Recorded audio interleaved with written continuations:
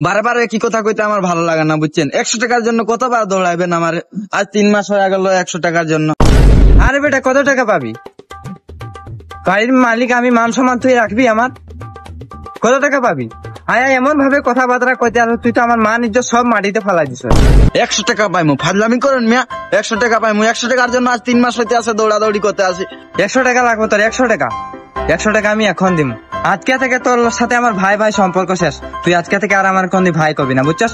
তুই 100 টাকা লাগিনি আমার এত বড় অপমান করছস, তোর আজকে 100 টাকাই তোরে দিব। ধর দেন মিয়া 100 টাকা আমার। 3 মাস খাটাইছেন, আবার কইতে আসেন ভাই ভাইয়ের সম্পর্ক শেষ। ভাইয়ের নামে কলঙ্ক আপনি। গেলাম আমি, থাকেন আপনি।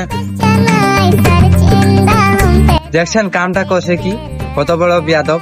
এটা রাজমিস্ত্রি হইয়া কি এই ব্যবহারটা করিয়া গেল।